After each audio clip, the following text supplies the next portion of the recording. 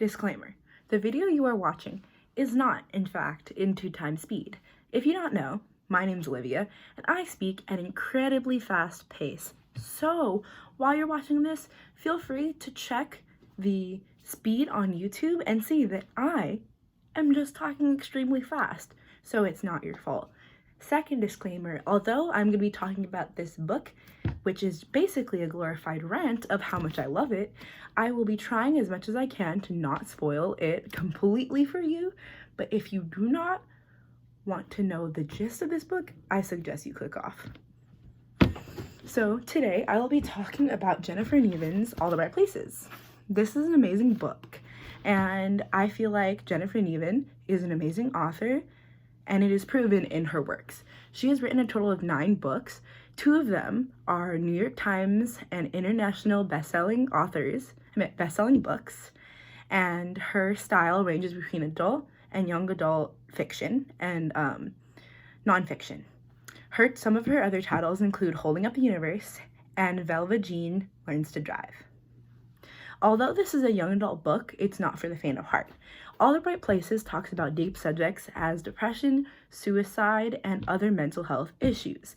Going through this, it might seem like a cliche teenage trope, but when you go into deeper contextualization of what's going on in this book, you will see that it's not something that any teenager can relate to or understand. This book goes as a flow of journal entries or certain chapters going through their life. So the 2 main characters switch perspectives in this book. Once, one chapter, it's one of the characters, and in the next chapter, it's another character. These characters are named Finch and Violet. This book takes a cliche of a broken and messed up soul being saved by love, but flipping it on its head. So basically, if you know any other stories or books or movies about someone who's in a really dark time in their life and dealing with a lot, and they find someone that they can relate to and understand and find love in, it saves their life. But in this book, that's just not the case. 2 people find a journey together, but in the end, nothing's always a happy ending. The 2 main characters find themselves in the beginning of this book at the top of their school's bell tower. In their heads, they're subconsciously preparing to risk it all and take that leap of faith off the edge.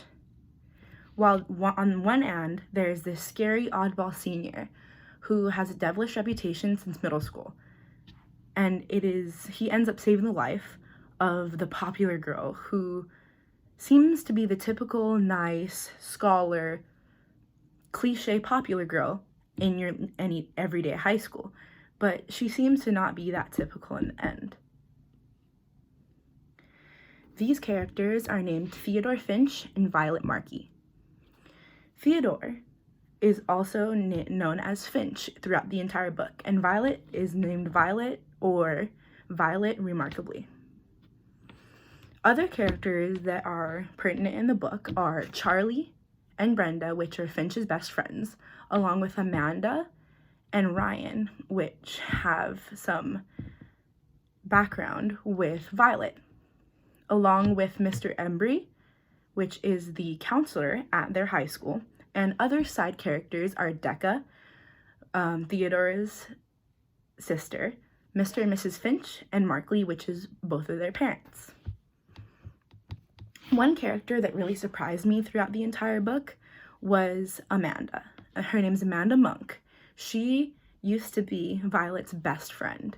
They were very close throughout middle school and the beginning of high school, but when Violet's life took a turn after her sister died in a car crash that she was in, they started being distant, and Violet started getting away from all of her favorite hobbies and interests that she loved doing.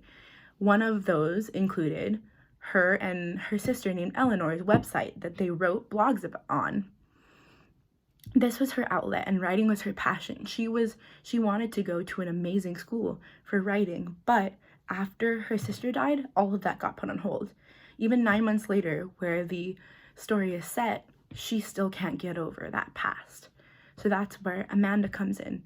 Amanda stopped really being close with Violet after all of this happened, but later on, she takes a pertinent role because she is also in a support group with Finch later on.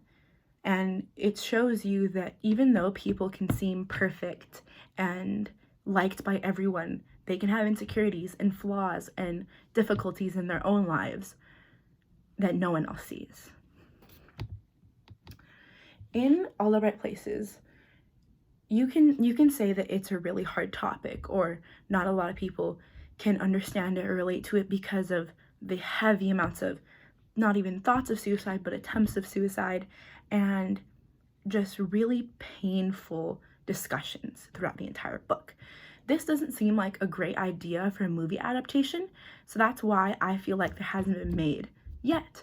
But to my surprise and excitement, a few days ago, I found out that Netflix just announced that they were going to make an adaptation of All the Right Places. The first thing I thought of was, this does not seem like the typical Netflix movie that you'd see on a Friday night. This could also turn into something such as 13 Reasons Why, which I personally didn't like because it was insensitive to people who were struggling with the topics that were talked about in the show, and romanticized the whole idea of mental health and suicide. So I couldn't even personally watch 13 Reasons Why, let alone watch a movie that is surrounded by suicide like this book is. Although I have those concerns, I feel like because this book is so well written and raw and real, that this could be turned into an amazing movie if Netflix does it right. So my only hope is Netflix doesn't mess this up and I will be left with an amazing movie to watch and to enjoy, because I enjoyed this book so much.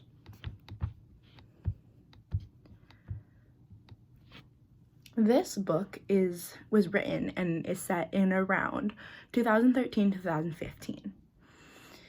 Although that seems like very close now, when you think about it, that was around 6 to 4 years ago. This means that there were different social medias back then, different influences in kids' lives, and different ways of hobbies and ways to live. So in the book, the first time that Finch reached out to to Violet after them on the bell tower was through Facebook. He made an account specifically just to talk to her, and he reached out to her. In this day and age, or should I say in this year, because it was only a couple years ago where this was written, we would have so many other options like Instagram, Snapchat, any other social media platform that the normal everyday teenager would have. Not only this, but if this was set in a previous time period, say early 2000s or before that, there wouldn't be that option of reaching out through social media. So he would have had to go up to her in real life or get her number and call on the phone.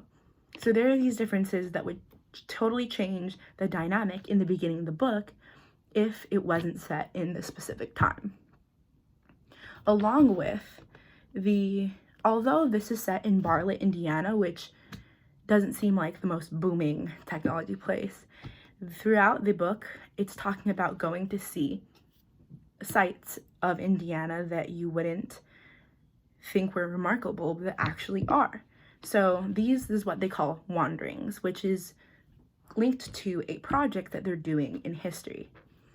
In these wanderings, they go around in the car and look for places that they can leave a mark on in their town or their state. So if this was in a different time period, maybe there would have been a different attractions to go see, different places that are monumental that were not that important in 2015 or 2013 when this was written.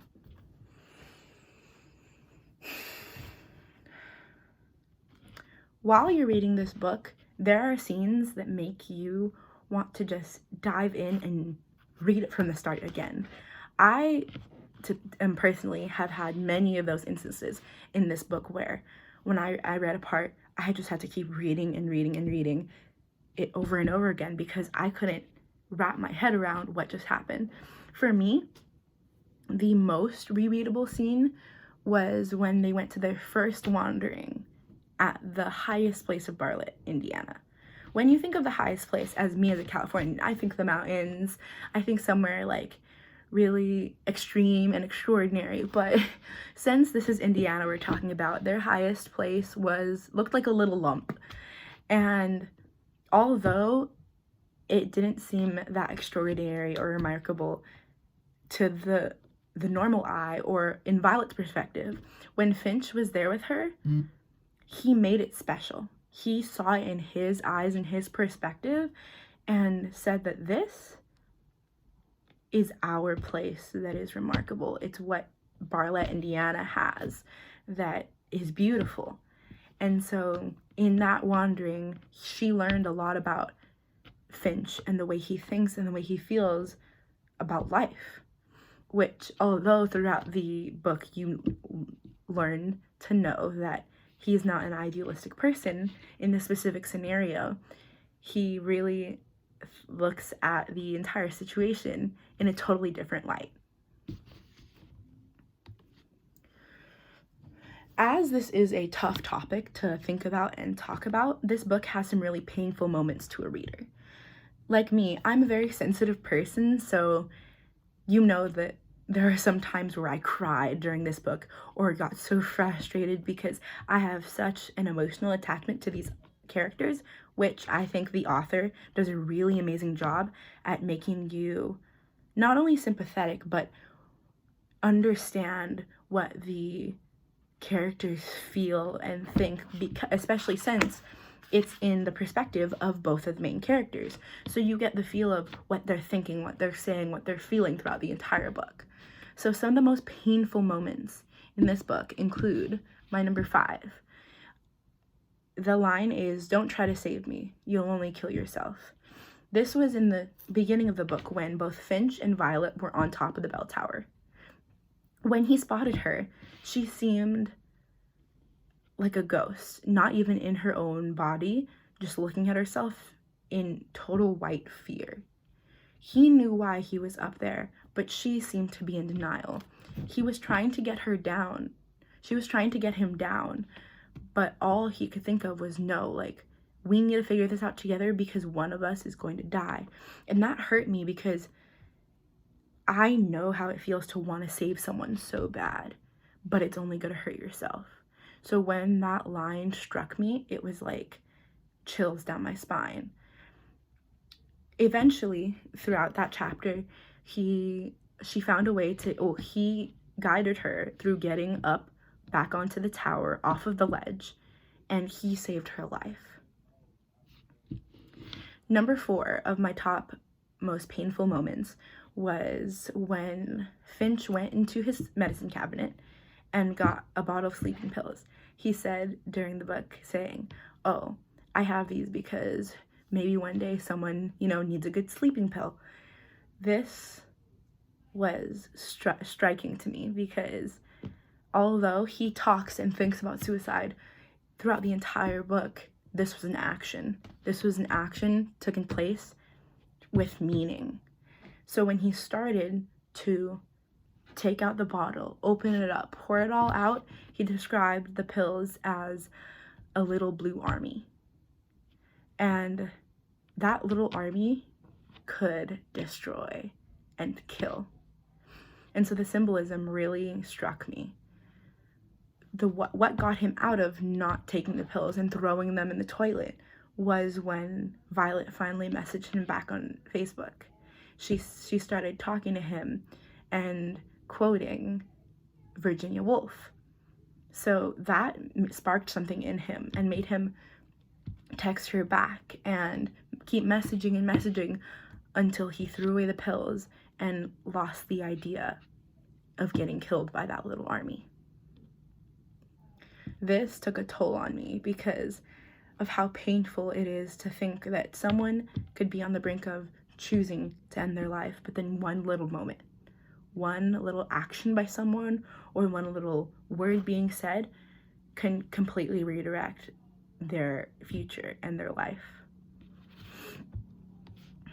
Number 3 of my top most painful moments is the moment when they're writing on a wall what they want to do before they die. This was one of their wanderings where they went and there was a fill in the blank of before I want to die. On the wall, there were so many people who put before I want to die, I want to blank, whatever. It was, I want to get married and have kids. I want to see Mount Everest. So many things. And what Finch wanted to write, what he wanted to do was, before I want to die, I want to kiss Violet Markey. This was painful personally to me. I'm not sure to other people, but because throughout the beginning of this book, you're thinking and waiting, okay, this seems like a different kind of high school book, of a girl and a guy, but you know something's going to happen between the two of them. There's no getting away from it. But this was one of the first concrete evidences that something is going to happen between the two of them. And it's that anticipation. But what's so painful is that after he said that, nothing happened. She didn't react. She didn't kiss. They didn't kiss. At the end, when they were going back from the wandering, he said, but just remember, I don't like you. And when she was walking home, she screamed back at him, I don't like you either. So this was painful to me and my teenage heart because I just want the love story to continue. But of course, later on, I see where that happens. Number 2 of my top most painful moments in this book was when both Violet and Finch overslept on one of their wanderings. They were in a beautiful spot looking at the stars and they fell asleep. This infuriated Violet's parents when they couldn't find her. They were looking for her for days. They called for that whole night. They called the police. And so that made them forbade each other from seeing each other. This, of course, infuriated both Violet and Finch and took a toll on both of them. The parents told them that they couldn't continue their project. They couldn't go on wanderings. She would only stay inside and not see him at all. This was painful to me because I understand when you want to see someone so bad and you can't. And especially since she has never had a connection with someone after her sister passed. This relationship and this bond was such a special and unique form of feeling that she hasn't felt in so long. And so for that to be taken away from you because you were enjoying your time, and I understand where the parents were coming from because they want to know where their teenage daughter is out doing, and to know that it was with this misfit boy, I would be mad too. But it infuriated me because this is a relationship that shouldn't be taken away from her because it was her outlet. And not only that, it was Finch's safe space too. He was finally learning to feel and to open up his life and his light to her. That brings me to my top 1 most painful moment is when, okay, this is a spoiler, but when at the end of the book, they bring up Finch's dead body from the bottom of the lake. Violet describes it as not him. It's just dead skin that was floating in the lake. Although, through the chapters before, we knew that something was going to happen, that he was missing, and that he's been suicidal and through this whole time, and we knew what it was leading up to, but there was no concrete evidence. It was the last straw. There was the last grain of hope right before the police were searching the lake. They were searching and searching and searching, and it gave me just a slight hope that they weren't going to find anything, and that Violet was going to get a text from him and say, okay, I'm here, and everything was going to be okay. But no, they found the body at the bottom of the lake, all rotten and swollen. And that finally set in that he was dead. and then that spark is gone. Moving on from painful moments, another strong feeling that I had throughout this entire book was just anger and fury, because when you get so attached and so involved in a book, you can't only feel mad and infuriated sometimes at the actions of the characters or the actions taken by the author to move on with the story.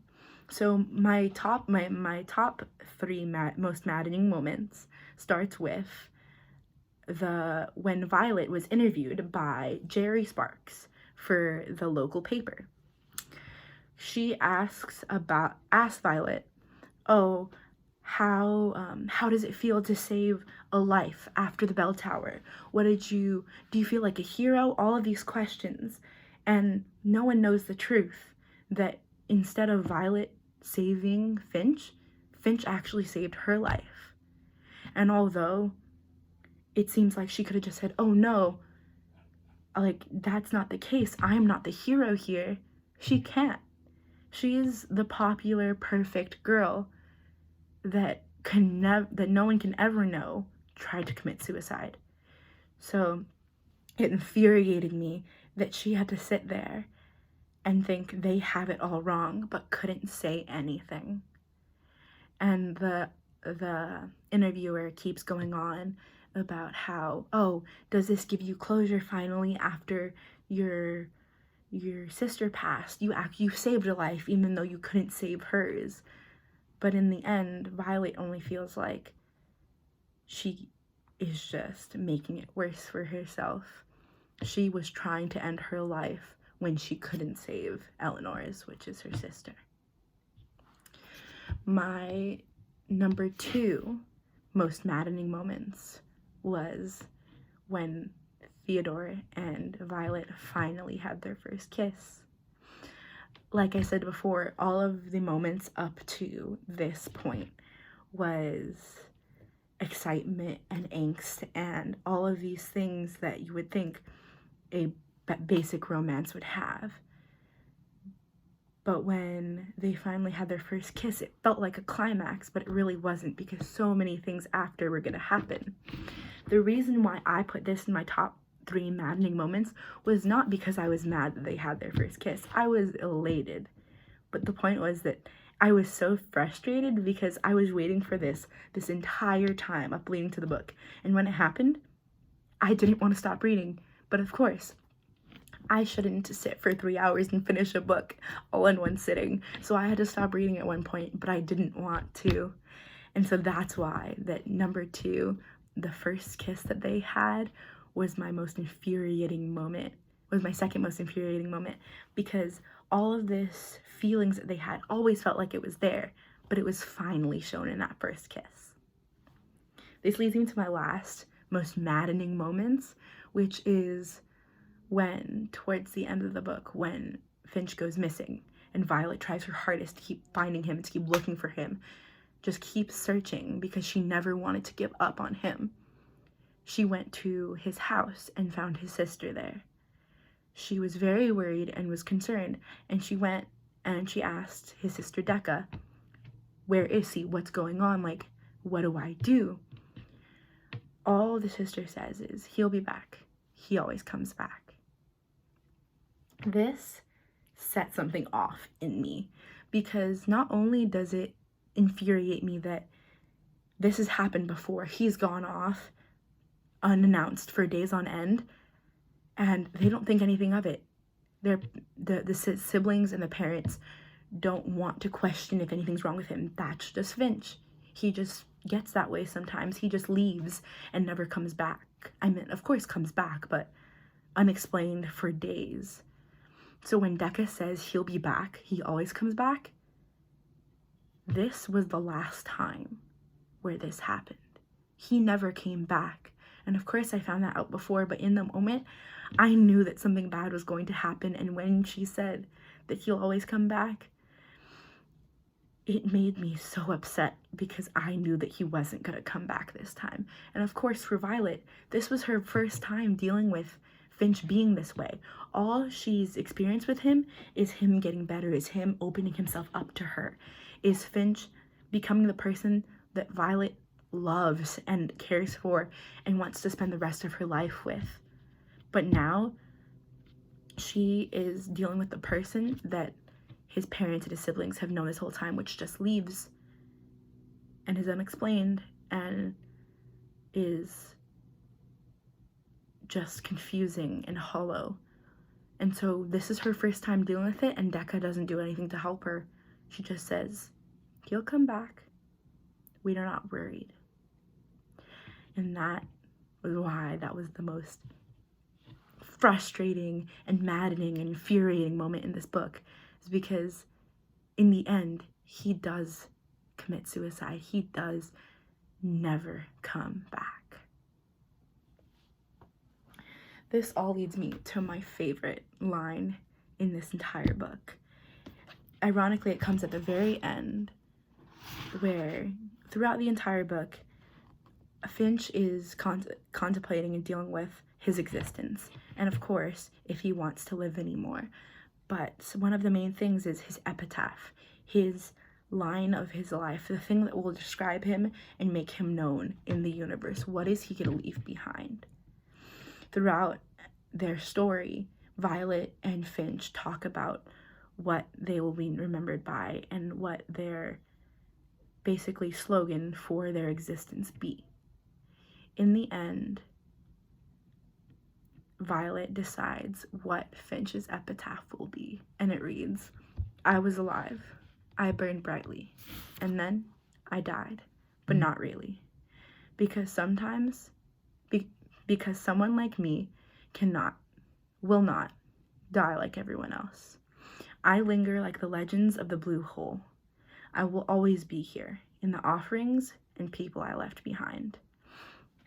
This line resonated in me and fueled my soul in so many ways, because it almost felt like it wrapped up this whole book in a nice little bow. Because although he committed suicide and although Violet was changed forever, it showed how he felt about life, how no matter what, he's never going to be forgotten. And although that's not a good way to think about it and to end, because that means that everyone is glorified, everyone will have someone to remember them. But he burned brightly, and he made his mark through Violet, through the people around him. And although that sounds beautiful and inspirational, at the last three words of this, his epitaph is, "I left behind." All of these people that he left behind, all of the offerings to this world that he left behind. So not only is him leaving, will people have remembered him, but he left them behind. The reason why he made that mark is because he's not there anymore. And I feel like it shows how powerful someone leaving this earth is. I feel like it shows how suicide is not something that should be glorified. Although he might linger on like legends, they're only legends in the end. They can't change the world. They can't make an impact anywhere else. They are just memories and ideas and thoughts that people can have and people can erase. When you're dead, nothing can be, you can't say anything for yourself. Finch is gone. And in the end, Violet has to deal with that. Violet has to figure out how she's going to deal with the loss of not only her sister, which was at this point 2 years ago, but her soulmate and the only person that she's really loved besides her sister. So to leave her behind like that, I feel like that was a selfish move on Finch, because although he prefaced their relationship with saying that I'm broken and I only hurt people and leave people, she stayed. That doesn't give him an excuse to leave unexplained and to put her through an extreme amount of sorrow after she just had to go through that with her sister. So although this best line for me sounds inspirational and a climax of his life, of his legacy, it deeply saddens me because it explains how, although people can commit suicide and although their life burned brightly and had a major impact on people, they can't make an impact anymore. They will forever live on in memories and like legends of spoken word, not action.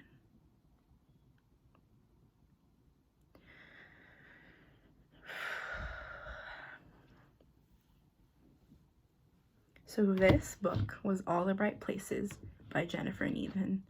It is a impactful, intense, raw, real depiction of how people deal with their life and their struggles and their messed up families and relationships and their everyday life. And even though you can see someone and all they seem is a bully, all they seem is a perfect girl, all they seem is what you see on the outside, that's never the case. You see at the beginning of his book these two people who seem like polar opposites, about to commit suicide, about to end their life for completely different reasons. But then in the end, they find a bond and they find more to life than death. But then that is also taken away from them. This just shows how nothing is forever and how, like this book, it is so powerful, the speaking and talking about mental issues and suicide, because not knowing is the same as ignoring, and as being ignorant to mental health is the same as promoting the ideas of suicide, because if no one tries to reach out and get help,